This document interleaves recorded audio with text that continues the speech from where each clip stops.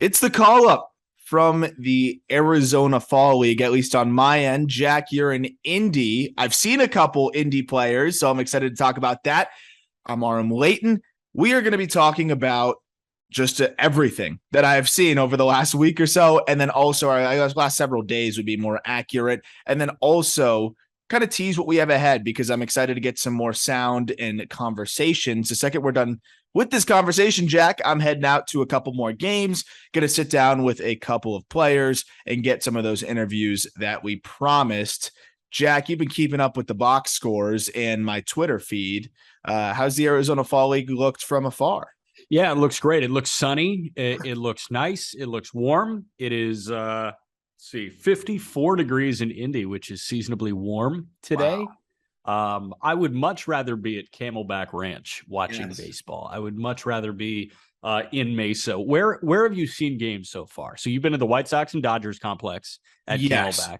Where else have you been? I've been everywhere besides Mesa now, I believe. Really? And Mesa's today. Mesa is awesome. I love Sloan Park in Mesa. That is great. So you're going to enjoy that. I mean, if whoever's listening, if you haven't had a chance to get out to big league spring training before, whether it be Florida or Arizona, highly recommend you going because you have more interaction with these players. Like if you are an autograph hunter and you're not an asshole, like if you're cool about it, like if you're cool about it, like that was my favorite thing. My dad and I would go, my whole family would go, but my dad made sure it was like, hey, let's get there 90 minutes before first pitch. And, let's go get your favorite Cubs or your favorite White Sox signatures in Arizona. It's a very easy place to do that because they're so accessible. They're so loose. And the ballparks, they're getting nicer and nicer. Oh, they're amazing. The complex, the ballparks are amazing. It's a really cool place to just take in ball games. And I grew up in South Florida going to, Jupiter, and that I love the vibe there. It's like the sunny Florida. They lean into like, that kind of vibe there. And then here it's just nice and new. You get the desert feel to it too, but with a more modern spin on it. But yeah, I mean, the Fall League, I would encourage anybody to go out to, even if you're not I guess anybody listening to this is going to be a prospector.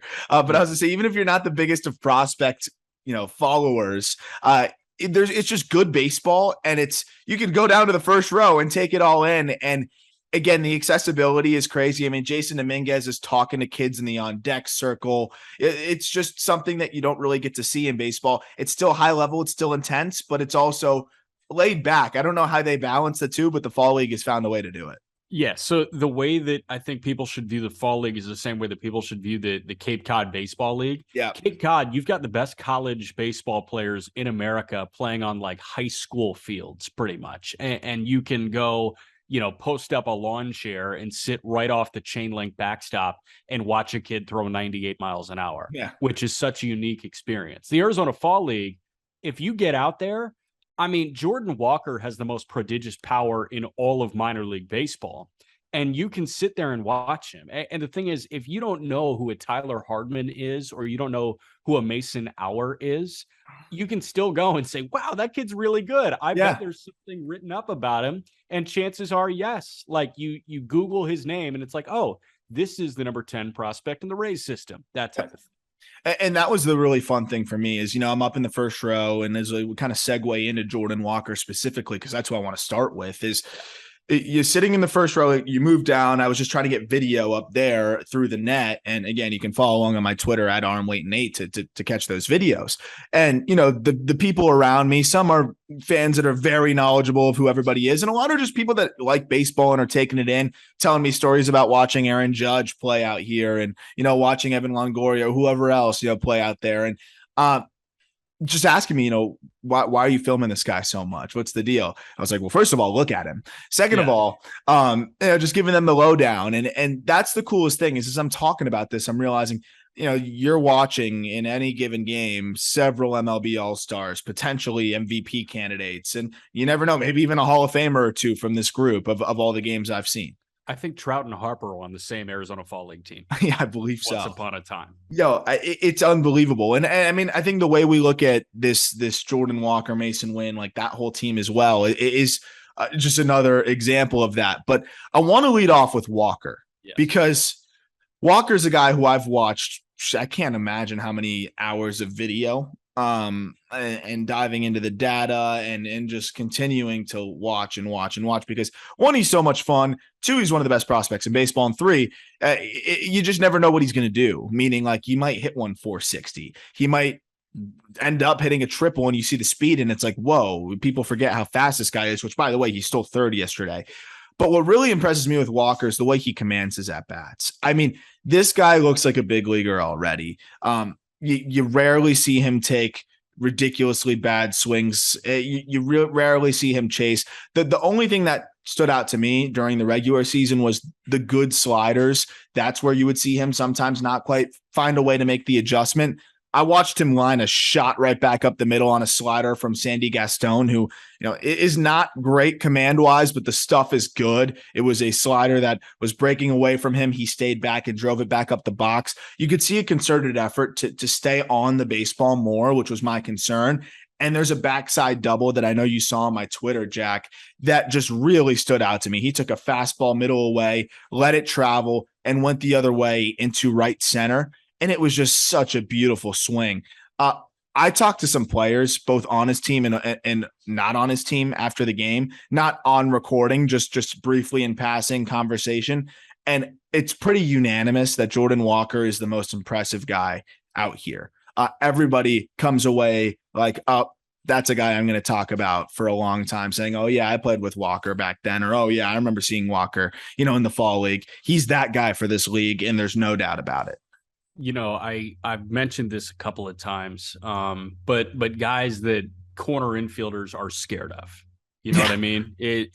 And we've talked about it with like Vladdy Jr. And I see the same thing with Matt Olson. I think Matt Olson, first baseman, should be terrified when Matt Olson is up because he has such a long thumping swing that if he barrels a ball on the ground, you should be like jumping out of the way of a stung ground ball. And that's how I feel about Jordan Walker. I think infielders, you feel like you're too close to Jordan Walker while he's hitting right now. And that's the vibe that I'm getting from some of these videos that you've tweeted. And yesterday you tweeted a slow-mo video of the side view of him, front side view. And, you are so much more swing technical than I am. But something that jumps out to me about this guy is he's so big, he's so strong, and his ability to just get his momentum going a little bit. Like there's this teensy drift back, and then there's this push forward. It feels like all of his weight is working to hit the ball 150 miles an hour. It's Judgian, man. It really is. The way that he's able to create that momentum, but also keep it in a box, right? Like he's not moving that much. There's not a lot of extraneous movement. He's such a good athlete. And that's the coolest part, is being able to see these guys up close in slow-mo, get those open side looks, get the looks from behind home plate, get to see everything. I come away now with Jordan Walker and I'm like, man, maybe we were too low on him at 8 in our top 100. The one thing, though, that did contribute to him being at 8 and really is not a long-term concern, but the outfield, it's not there yet. That's okay. I don't give a shit. But like, if we're looking at it from like a pure, prospect standpoint, like if we're comparing him to guys that are, 5-tool dudes, it's going to come. The arm is crazy, but he still looks really rough out there. And if we learned anything from yesterday, if Jordan Walker hits 300 with 30 bombs, he'll still be a Gold Glove finalist. Oh yeah, right? Of course. That's all you need. Look at Juan Soto. There's the inspiration. That was a great tweet from you. Mason Wynn looked really solid. He just seems slightly sped up compared to Walker, and that's the amazing thing. Mason Wynn, we've talked about what he did. Another Cardinals prospect, shortstop. Phenomenal year this year in climbing quickly as one of the younger players at the level in AA and put up good numbers. But when, and he's hit really well so far. It was a little bit more, difficult competition in the game I was at. His numbers in the fall league are fantastic. But it's just amazing when you're looking at a Mason Wynn who's hitting over 300 in the fall league, producing, had a great year. And there's a tangible difference in the way that Walker and Wynn are commanding their at-bats, which is pretty nuts. Wynn is going to be really freaking good. But what stood out to me in the couple games I've seen from those two guys, and I don't want to draw like a crazy conclusion from those two games, but it's more of just how their takes look, how comfortable they look. Jordan Walker is closer to, and this isn't a knock on Wynn. This is two guys that I thought, are pretty close in their development. Walker is going to debut really soon. I think that's why he's here. For the Cardinals to feel even more confident about this, Wynn's going to get there. He's not far away, but Wynn is like ahead of schedule already. It was just really fun seeing those guys back to back in the lineup. And I'm like, Walker's going to debut really freaking soon. So he was in AA this year. Walker was, and Walker mashed in AA.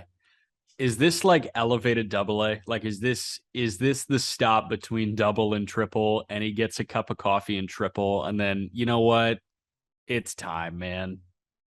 I don't think he needs to spend much time in triple. I like really don't. May 1st. It's defense. It's just the defense. I don't even care about the bat. Like I think the bat's good. Like sliders might give him some trouble. He'll adjust. He already looks like he's making a tangible adjustment to that. Should be fine. Does he come into 2023 with a carbon copy scenario that Nolan Gorman had in 2022, where this is a guy that is incredibly young for the level? Mm-hmm. If he hits, he's going to hit his way to the big leagues in May. And he'll stick. The difference is he'll stick. Yeah. And that was the thing. The speed, too, really stood out to me. I saw him swipe third, and the jump he got, the way he can motor, was really impressed with him. Real quick on Wynn. Where do you think Wynn spends the year next year? In double again? I think they send him to triple. Wow. And they say, grow, deal with it. Because he still is really advanced, and the glove is phenomenal. And the thing with him is, it's not a matter of being purely overmatched. It's just like he's one little tweak away. The swing looks a little bit off from where I saw it in the regular season. He could be tired. He could just be a little bit in between right now from the couple games I saw. But, I mean, this is somebody that I think he can start the year in triple. If he struggles, let him play the whole season there. He'll work through it. And I don't think he'll struggle, to be honest, because we saw him really not hit the ground running, started a little slow in double, and then really got going through the rest of the season. And that's what I think he's going to do in triple as well. Damn, how about it? I want to talk about Yason. Yason? Yeah. Jason Dominguez, dude. Well, first of all, one moment that I really liked, I called you about this. We were talking about it. And, this was we talk about the autograph hawks, and I'm all for it. Like, get your autographs. Like, if you go about it the right way. If you're doing it the right way, that's what I'm saying. I'm not all for it if you're a jackass and you've got this sleeve of like 30 that you need. No, exactly. No, I was just talking about this with Matt Mervis. Mervis was like, I'll sign something for anybody, but I've had repeat guys, and it's gotten to the point for me where I'm like, I'm not gonna just let you just make me sign 30 things and make money off of me. Like, it's like not fair to the players. And I think when we're looking at what Henry Davis came out and said too, with the autograph there, like, there's a lot of bothersome people out there that are just trying to get them to sign things in mass. And that's just not how it should be. And I know players are a little frustrated with that side of it, but if you do it the right way, and if you're just kind and ask them to sign a baseball and move on, go ahead and do it. But Jason Dominguez everybody wants a piece of him, right? Every single human on earth wants because he's not a human. He's a Martian. Because he's not a human. He's a Martian. And he was on deck, and these kids are like, Jason, can you sign for us after the game? And, he stares at them for like 3 seconds to mess with them. And then he smiles, those braces, showing, and just goes, see? And I just was like, that was cool. That was nice. And he seems very kind of distant from all of the hype is kind of what I got from that. And he does walk in really well, but on a pure baseball standpoint, this guy looks like it. And we've talked about it. Different player from what I saw in low A a year and a half ago. Really comfortable in the box. The power is ridiculous. I mean, his flyouts were impressive to me, where it's just like 40,000 feet in the air, and you're like, geez, he just missed that. But he turned on a double that I put that video out too. That was just so impressive. Middle in, just uncorked on it. You saw the wheels. You could see a little bit of everything in his game so far. Didn't get to see the righty swing, which I'm more, not as high on as the lefty swing. Yep. But man, the lefty swing looks freaking good. So we just spent the better part of the morning talking about how unbearable the Yankee excuses are, and that kind of bleeds into the unlikability of a lot of these Yankees. Aaron Judge, incredibly likable. Yes. Garrett Cole, very unlikable. Yeah. Donaldson, very unlikable. Unlikable.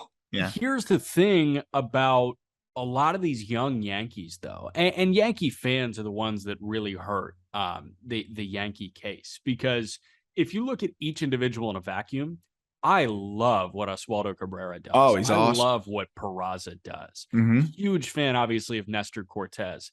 And even with the excuses, I love watching Sevy pitch. Jason Dominguez is going to be I'm not going to say like Judge, like production wise. I'm saying he's going to be like Judge, where he is the quiet, really likable New York Yankee. Yep. And it's fun because at this point last year, you're obviously not rooting against him, but you're not actively rooting for Jason Dominguez to succeed because of these insane expectations and Yankee fans running him into the ground saying, I wouldn't trade him for Shohei Ohtani's. Yeah, whatever it was. But I mean, now I find myself rooting really hard for Jason Dominguez. 100%. And that's why I wrote that story earlier in the season. Then seeing him, on the field from a pure baseball standpoint, extremely talented. Is he the most talented prospect we've ever seen? No. Is he one of the best players on the field every single time he steps on the field in the minors? Absolutely. Oftentimes the best player on the field. But for example, I went to the game yesterday. He was not the best player on the baseball field. He was one of the 3 best players on the field, but Jordan Walker was the best player on that baseball field. So the thing though that stands out with me with Jason Dominguez is he didn't ask for all the hype, right? And you can kind of see that. You can see a guy that carries himself well. I love the way that he goes about his business. He failed a challenge on one of the challenge calls, just like laughing it off, but like not in like a I don't care way, just like having fun with the guys on the field. Like it just seems like he is the guy that can handle the big spotlight. And when you go from the baseball side of things, the lefty swing I've fallen in love with. And Colby Olson texted me, our analytics guy. He's like, do you see Beltran in that swing? And there is a little bit of Beltran in there. I can't lie. There is a little bit more movement, but he has quieted it down a lot. There's some Beltran in that lefty swing. I really wanted to see the righty swing. I hope I can catch it today. I missed a game or two earlier because he was feeling under the weather. But yeah, I am so in on the swing. I think the athleticism is starting to shine more in his game. And I didn't get a chance to see too many reads out there in the outfield, but I know from the video I've seen, they've gotten a lot better. This is somebody that could debut next year, man. That's what I've come away with from this is, I thought it was a possibility after catching up on what he did this year and then seeing the way he commanded his at-bats against, you got to take it with a grain of salt versus who they are facing. Yeah. But these were some good arms that we saw in this game. There's no in between in the fall league. You're going to get some really bad arms. You're going to get some arms that are, really, really solid. Yeah. And his ABs against some of the more talented arms earlier in the game and some difficult relievers looked really comfortable. And there were some tough takes I really liked. That is a far cry from where Dominguez was before. He is a Salt River Rafter, or he's a Mesa Solar Sock? Mesa Solar Sock. Here we go. So he saw, who did he see? Goddard. Goddard was tough. Yeah, Goddard was tough, I thought. Interesting.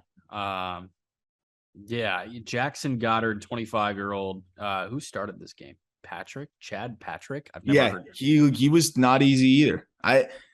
A lot of these guys too, they didn't turn in good outings, but it was because the lineup in Mesa is ridiculous. Then the lineup in Mesa is really tough. Matt Mervis had a couple really solid hits. Yeah, I want to jump to Mervis now. I see here he had to go the other way on a fastball. That's because he was incredibly late and he can't handle fastballs, right? Yeah. Yes.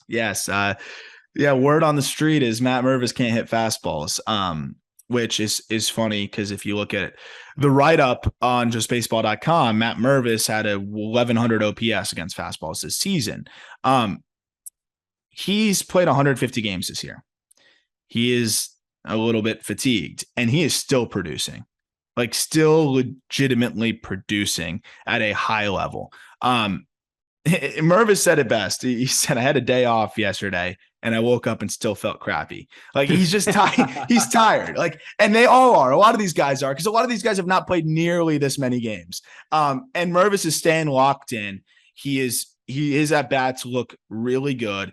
There's some times where, yeah, you can see like a little bit of that, like, oh, fastball snuck on him a little bit. So I can see why Keith Law came away with that, because there's a couple times where these guys are sneaking it in there, but like he's barreled up fastballs in the games I've seen, including a hard hit fastball the other way. That was a line shot to score Dominguez. What I like about Mervis is he doesn't need to homer to produce. And I think that we're seeing this.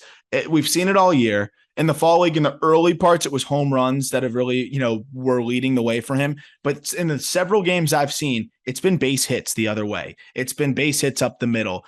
He is a guy that can just put bat on ball. It's not just sell out for the power. And that's really what stood out to me with this follow-up look at Mervis as well. Yeah. So the thing that jumps out to me about a lot of these guys that have great years, and it's almost like a flip gets switched. And yeah, some guys can say, oh, I see the ball like a beach ball. Okay, that's the common cliche. The other thing is guys just know how to lock in when they step into the batter's box. And it feels like Matt Mervis kind of unlocked that, and he can flip that switch, where as soon as he digs his back foot into the left side of the batter's box, I mean, he is just locked. He's going to give you a good at bat. He's going to give you a good at bat. I mean, and that's really seeing everything. That's what stands out to me, is this guy has figured out what works for him. I'm sure he'll have his slumps in his career, but he's figured out what works for him, swing wise, approach wise, and he sticks with it.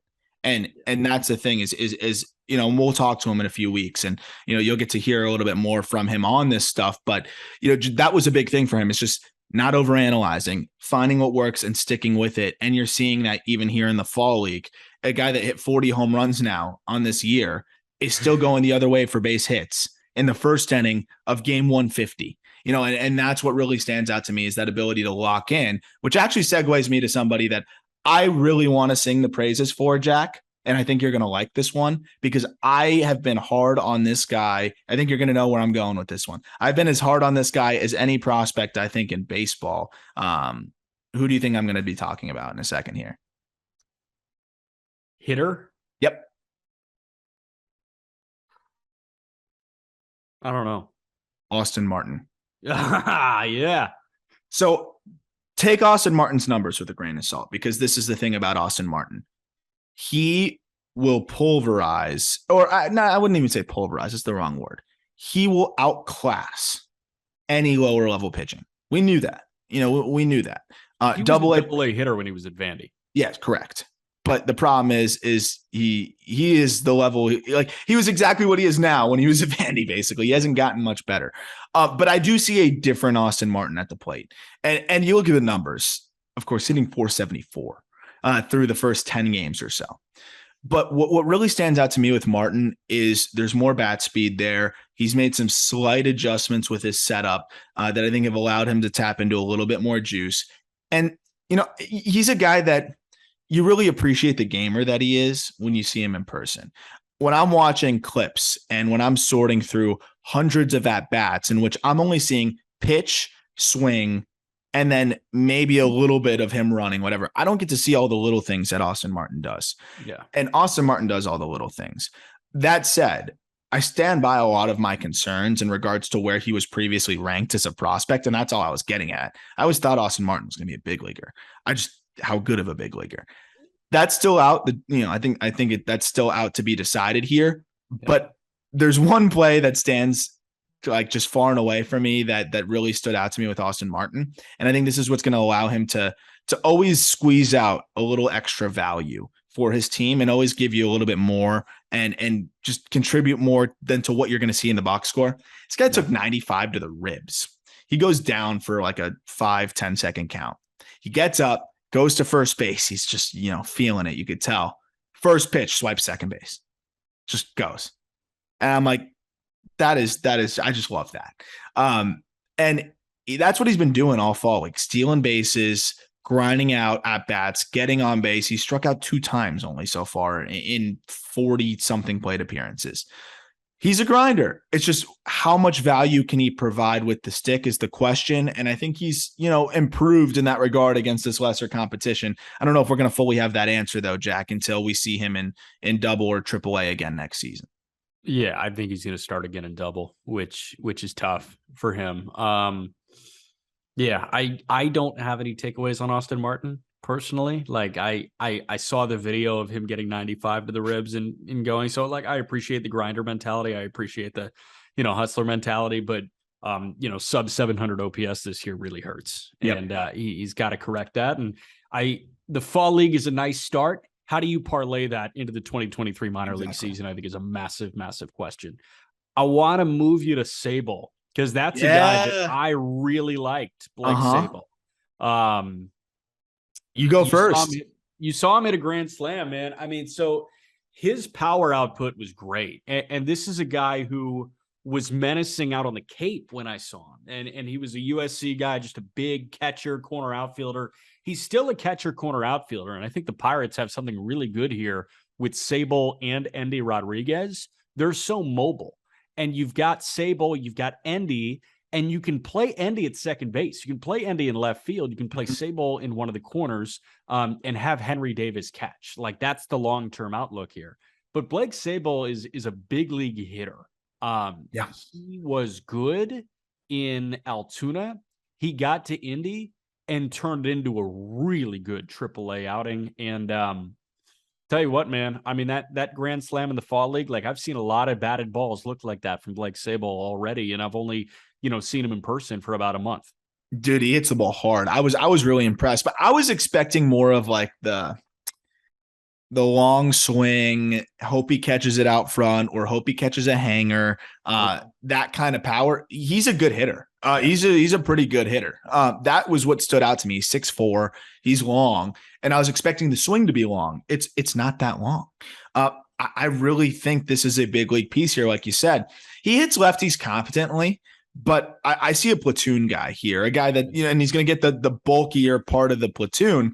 I don't know anything about where he can play elsewhere. All I can speak to is what I saw behind the dish, where I think he's fringy, but I think he's good enough. I'll tell you, he plays a decent corner outfield. Then I really like him as a platoon guy because the bat, I can speak to that. I really liked the swing. Of course, he had a grand slam, but it wasn't just that. I look at Blake Hunt. And that's kind of what I thought he was going to be like, Rays prospect, Blake Hunt, catcher, long swing, but when he catches it, he crushes it. Sable's shorter than I thought he would be. And he goes up the middle well. He goes the other way well. And then the pull side power is really impressive. This is a big league bat, like you said. I don't know where they're going to fit him in because I'll tell you what, Henry Davis looks really good behind the dish. So the Pirates have a really interesting situation here between Sable, who's emerged and forced himself into the Pirates plan, Endy Rodriguez, who has done the same threefold, and then you have Henry Davis, who's your number 1 overall pick. So they're the trouble in paradise with 3 catching prospects here. But the good news is Sable and Endy can play other positions, and even kind of furthering that, Henry Davis's receiving looks as good as I've ever seen it. Wow. Okay. Good to note, man. I mean, he needed to make strides in that department, right? We know he's got one of the strongest arms in baseball, regardless of level already. When he was at Louisville, he had a better arm than like half of the major league catchers. Yep. And that's why he went 1-1 and it wasn't blasphemous. Yes, he was an under slot guy, but he went 1-1. I thought he could have been a full slot 1-1 guy. Yeah, 100%. And Davis, what's the question? The question was, how does he handle his staff? How does he receive? And durability, because he's going to be a high OBP guy. He's going to hit his homers. I guess the question would be bat to ball, even though that wasn't a question at Louisville. Professional baseball and college baseball are different beasts. Yeah. I think the question was receiving and durability. Yeah. And I think those 2 things, I can't answer durability. Receiving looks really good. I love how hard he works behind the dish. You can just really see it. And he's intense. And I like the way he works with pitchers. Everything I saw, I liked. So I'm in on Davis, the catcher. The arm, that's not been a question. And Yeah. it's just really about, which is crazy because we thought it would be the converse here, is how consistent is he going to be with the bat? And I think that was the safer of the two going into this. And I still think he's going to find a way to, find the consistency with the bat, even though the swing is unorthodox. He's going to figure it out. And I think he's going to turn into an above average catcher at the big league level after what I saw. I don't want to overstep with the takeaways, but when you see just the concerted effort to receive better and grind behind the dish, it's hard not to kind of get bit by that bug and get excited about what he's doing. I want to walk you through some guys rapid fire that I know that you saw and have some video on. So I'm just going to say their name and I'm going to open the floor to you for like 30 to 60 seconds. And then we'll move on to the next guy. Cool. Yeah. Yeah. And then I want to go, sorry, real quick. And then I want to go like some underrated guys that just like surprise me. Yes. Rhys Hines with the Cincinnati Reds, outfield prospect. I like what I see, man. I mean, look, it's the same concerns. I mean, there's swing and miss, sure. Not as bad as it was in the past. The power is prodigious. You talk about, Jordan Walker maybe having the best raw power. It's because he gets into it more. I think Rhys Hines hits the ball harder. There's a home run derby here. I think I'm taking Rhys Hines. Oh. I'm serious. Damn. Okay. Matt McLean, another Reds guy. We're going to go 3 Reds guys. Everything that I thought he was, just in a good way. Just so tough to get out. Uses the whole field. I watched him go oppo for a hit. I watched him go up the middle. The speed is really visible. He's just a gamer like Austin Martin, but just better, and that's why I love him. It's Austin Martin with a better bat. I'm seeing a little bit of an aggressive approach that did him in a little bit in Double-A this year. But I think that's something that he's going to rein in a little bit. I love what I saw. How about Noelvi Marte, acquired in the Castillo deal, number 2 Reds prospect? Yeah. Man, I'd love for him to use the whole field, for the love of God. For the love of God. I watched him. I watched pull rate guy. What? He's a 50% pull rate guy? More. No way. Like 52, 53, I think. Oh my gosh. I mean, man, he's even bigger than I thought, because I have not seen him in person. Even bigger than I thought. Physical. He can run. He's fast. I mean, he's almost a 60. He's probably 55 to 60 on the run tool. Bat to ball skills are great. And there was one thing that stood out to me. There was a dead ball. Pitch clock waved off, but the pitcher still threw it. And he just like threw his hands at the ball almost like fungo style and ripped a would have been double into the gap. And I was like, this guy's barrel control is so incredible. Just please use the whole field. That's the only thing that really stands out to me, is he still wants to go pull side, but man, do those hands work well. Interesting. Okay. A couple of A's guys that I want to mention. Ryan Cusick, pitcher that was acquired in the Matt Olson deal. I've been hard on Cusick. And when I did the fall league preview earlier, I was like, I don't know if we're going to see much more than a reliever here. His stuff looked gross. I still think there's major reliever risk, but the fastball breaking ball combination, that's big league bullpen right away. So that I'm solidified in that after seeing what I saw. You got a guaranteed big league reliever here, but I know there's still hope that he can get the command where it needs to be.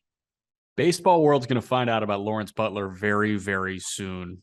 A's, Lawrence Butler, huge fan of him when I saw him in high A last year. I think this dude is a ball player. I'm glad you saw him, because I that's exactly what he is. He's a ball player, right? And I hate using the generality like those terms, but he just fits the mold. He plays first. Where was he playing when you saw him? First and right, I want to say. Yeah, he can play both corners. He can play first. He's fast. Yeah, he's a left-handed really first good baseman athlete who's fast. He's good. He needs to get more ABs. He's a classic, candidate that I think was impacted by, the lack of ABs in 2020. But I really like what I've seen. The swing is really smooth. The power is there. It's just he's got to tap into it more consistently. But this is a well-rounded player that can play multiple spots, that is above average speed, potential for above average power. I think he can be an average hitter. And I love the way he plays the game. I just love the way he attacks things. I see 2020 upside if he gets into everything. I totally am with you. And, what's his name? Denzel Clark. Denzel Clark was always like, he's the futures game guy. So like Denzel Clark is always going to be the Batman to Lawrence Butler's Robin, because they will fill similar roles for the Oakland A's, I think, at some point. But I think that Lawrence Butler is the better, more ready baseball player than Denzel Clark is. Absolutely. And you could really see that as the two play. Clark is raw, but I watch him hit the crap out of the ball and I watch him run. Clark is one of the fastest guys I've seen on a baseball field. He's an NFL wide receiver playing baseball. Correct. He's built he's honestly built like a linebacker, moves like a receiver, crazy power. Swing is just inconsistent and stiff, which happens when you're that strong. If he can find a way to loosen up a little bit, find a little bit more fluidity and shorten up, which I think he can get there. But man, is he tooled up. He might be the toolsiest guy in this league. Damn.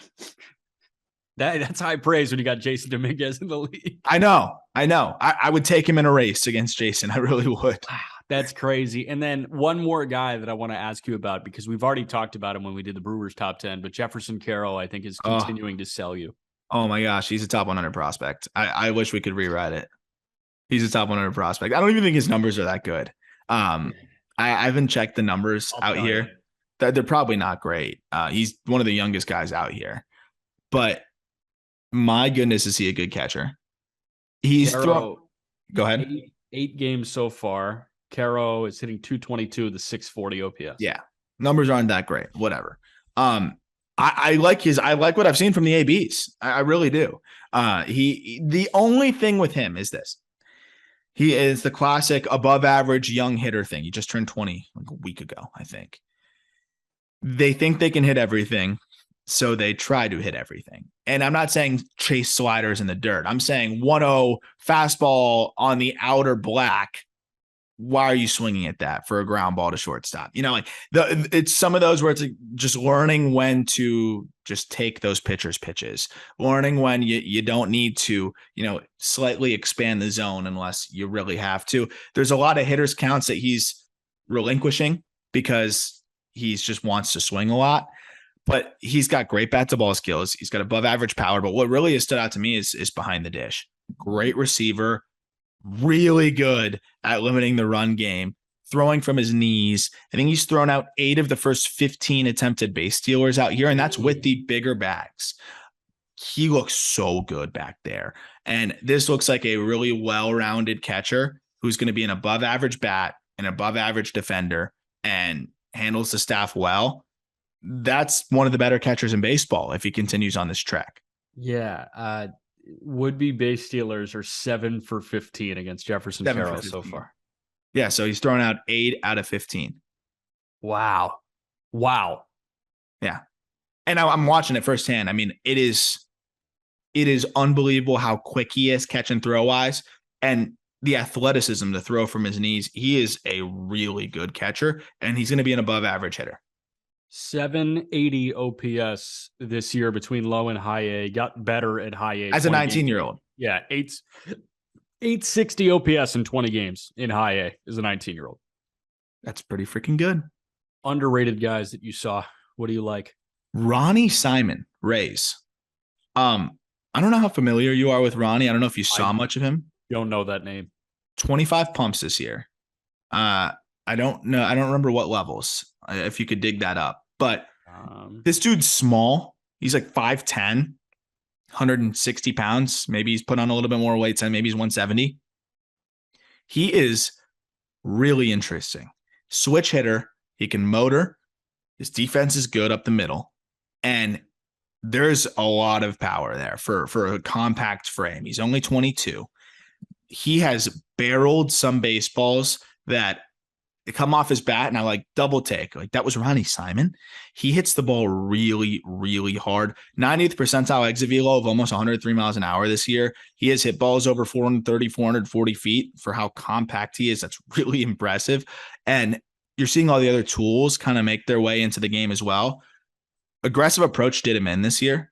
35% chase rate.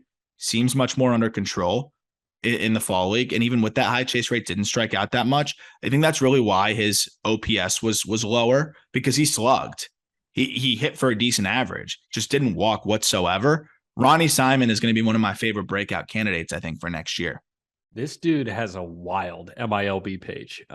Switch hitter. I assume he's not 5'9", 150 anymore. No, I think he's like 5'10", 165-ish. He's not that much Really? bigger. He's not big. Okay, interesting. 5'9", 150 is a twig, absolute twig. But this guy's already been traded twice. He was signed internationally by the Cubs. He was the player to be named later in 2020 in the Andrew Chafin deal from the Cubs to Arizona. Spent last year in Arizona. And then this offseason, he was a straight up trade from Arizona to Tampa for Jordan Luplow. This year, between high A and double A, Ronny Simon at a 782 OPS. I'm telling you, he's an approach improvement away from having a really freaking good year. With the bat speed is crazy from both sides. He's fast. He's got a lot to like here. And I was not expecting to like Ronny Simon this much. Damn. Interesting. Okay. There was another guy who was just like, he's almost like an upgraded version of Duplantis or like Jake Mangum. Kevin Kendall, right? Kevin Kendall. Yes, dude. Loved him on the backfields before the season started. And this is a Mets prospect. And then he missed the whole year with an injury. So now he's in the fall league to make up for lost time, batting leadoff, and talk about somebody that's just a pain in the ass. It's really short left-handed swing, doesn't chase at all, sprays the ball all over, can motor, can play almost every position on the field. This is the next like Louis Guillorme, I think, for the Mets. Really, I think he's a big leaguer. And that's the craziest part because no one even knows who he is. I don't think he's a top 50 prospect by anybody who even ranks that many in the Mets system. But for me, he would be because the floor is so high. He had a phenomenal last year at UCLA that kind of earned him a little bit of prospect status there. But there were so many good prospects on that UCLA team. We've talked about that. And I really think this guy's just going to hit his way to the big leagues just by hitting for average, playing every position, stealing bases, and doing all the little things that your classic utility guy does. Huh, how about that? Okay. And then one other guy. Oh, you want to call your shot on a Rays reliever, right? Oh, yeah. Evan Reifert. Call your shot. Evan Reifert. So I couldn't believe what I was watching here because he is by far the nastiest guy I've seen out here. And it's not really close. Right-handed reliever with the Rays. He's the next Rays reliever where we're like, where the hell did that guy come from? The slider is so Rays. It's so Rays. If you look at what he did this year on the slider, and I didn't know anything about Evan Reifert before I got here. Watched him pitch, then went back, dug up the data, and I was like, oh my goodness. He threw his slider 55% of the time this season, Jack. Opponents hit 0.75 against it. Yeah, that sounds very Tampa. 61 strikeouts and 80 at-bats. Oh. 61 strikeouts, 7 walks on the slider. Oh. 83 miles an hour, disgusting, sharp, sweep, crazy break, 44% chase rate. Fastball is like fine in the mid-90s. It doesn't matter. You could throw the slider, I think, every single time. I was floored by Reifert. That's a big league reliever. I'd put my life on it. He'll probably be up sometime next year. Damn. Okay. Zach Geloff real quick too. Oh, Geloff. Yeah. Gamer. A's. Like that dude is just exudes big league as well. I want to see the defense come along a little bit further. They got him at second. He can play third. He's good enough to be able to be a good defender, but above average speed, just one of those, it's cliche, but professional hitter. He's a professional hitter. It's the best way I can put it. I had Kyle McCann. We had Kyle McCann on the show a couple weeks ago from the A's, catcher in the A's system. He said Zach Geloff makes baseball look easy. And man, did that resonate with me when I watched him play. The game just seems to come a little bit easier to him. Cool. Anybody else? Who can we expect conversations with?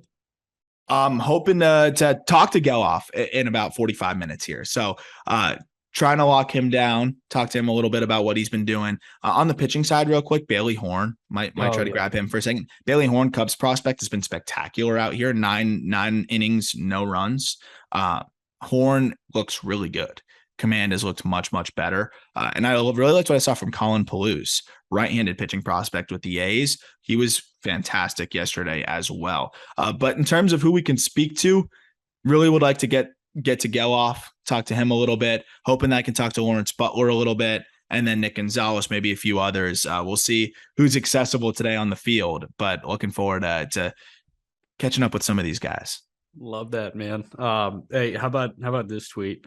And I'm not a Barstool guy at all.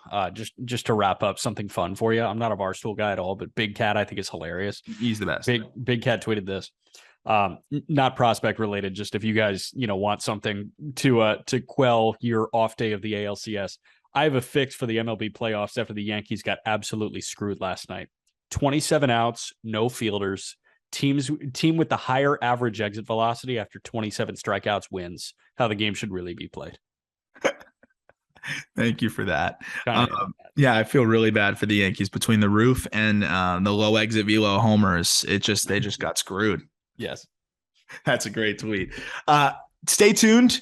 We'll have a lot of those interviews kind of getting cut up for next week. Also, a lot more conversation about everything I've seen and a little bit more to back it up. Follow along on Twitter.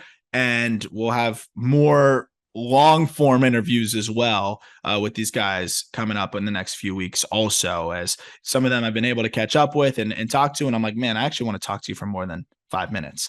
So there'll be some long form interviews to look forward to as well.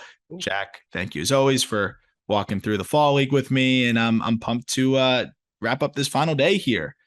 We'll do it again on Monday or Tuesday. We'll talk about your final day of the fall league, and that'll be that. A whole bunch of conversations coming next week on the call up. Absolutely. Looking forward to that. Have a great weekend, everybody. We'll talk to you on Monday.